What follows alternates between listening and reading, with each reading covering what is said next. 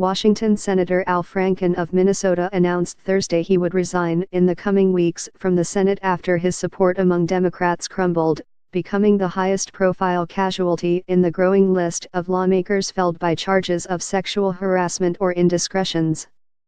I of all people am aware that there is some irony in the fact that I am leaving while a man who has bragged on tape about his history of sexual assault sits in the Oval Office, and a man who has repeatedly preyed on young girls' campaigns for the Senate with the full support of his party, Mr.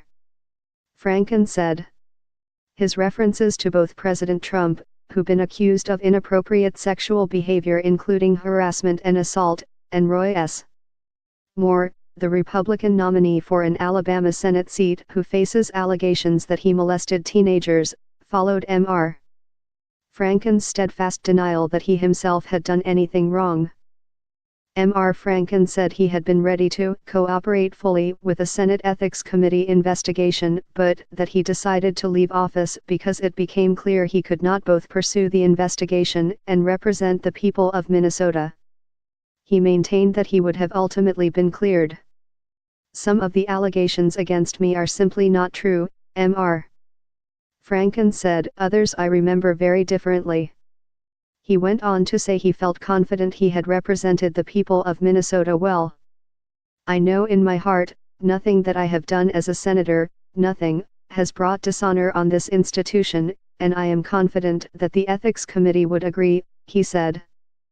He also said he was shocked and upset by the harassment allegations and that in responding to the claims, he may have given people the false impression that he was admitting to any of the accusations. He added that he planned to continue to be a champion for women and would be active outside of the Senate. Even on the worst day of my political life, I feel like it has all been worth it, he said. Politics, Paul Wellstone told us, is about the improvement of people's lives. I know that the work I have been able to do has improved people's lives. I would do it all over again in a heartbeat. Nearly all of the Senate's Democratic women and most Democratic men, including the Senate's top 2 Democrats, called for Mr. Franken to resign after a 6th woman came forward to charge that he had made an improper advance on her. Enough is enough, declared Senator Kirsten Gillibrand, Democrat of New York. The accusations against Mr. Franken include an episode of forcible kissing on a USO tour before he was elected and several allegations that he groped women as he posed with them for photographs. This decision is not about me, he said Thursday. It is about the people of Minnesota. Over the last 3 weeks, Mr. Franken has repeatedly apologized for his behavior, although he has also challenged some of the accusations of impropriety lodged against him.